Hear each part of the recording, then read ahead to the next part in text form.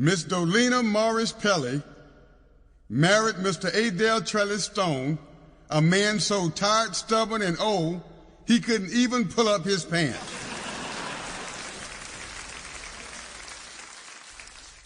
When she first met him, there he stood, all crooked, bowed, and bent over, hardly breathing, with his big, nasty-looking mouth filled full of wet, sticky snuff, his huge, filthy pants down around his huge, swollen ankles, and as barefooted as a goose, as he stood there loudly name-calling Mr. Ajax Willis Brown, just before he angrily hauled off and knocked him nearly 40 feet away, causing his huge, nasty dentures to immediately fly out of his big, twisted mouth, as he lay there rat smack dab in the mud, still loudly mouthing off as Mr. Brown repeatedly pounded away upside his ugly, idiotic head nearly all night long. Just before he angrily jumped up, pulled up his nasty pants, and ran back home, poking out his lips, rolling his big bulging eyes, as mad as a mule.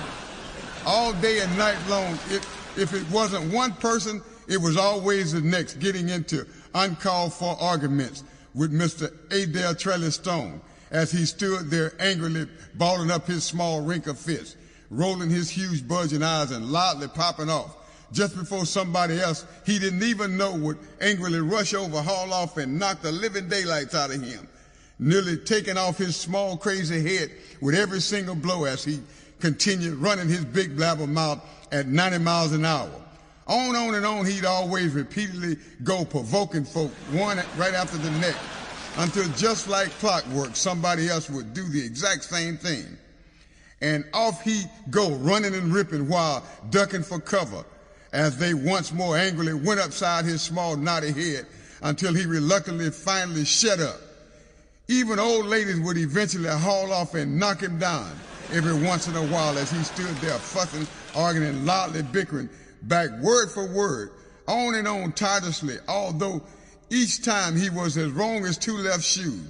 Although Mr. Adele Trellis Stone only weighed 72 pounds soaking wet, there wasn't a single day that passed he wasn't squared off with somebody he didn't even know, as he stood there standing only 4 feet 5 inches tall, with his big nasty-looking mouth packed full of wet, sticky snuff, his huge nasty pants down around his huge swollen ankles, and as barefooted as a goose, with his small wrinkled fist balled up and loudly popping off, just before somebody else would usually, 3 times his crazy size, usually haul off and loudly knock him down as hard as they possibly could, while nearly 600 onlookers stood there loudly laughing, sniggling and giggling while cheering them on.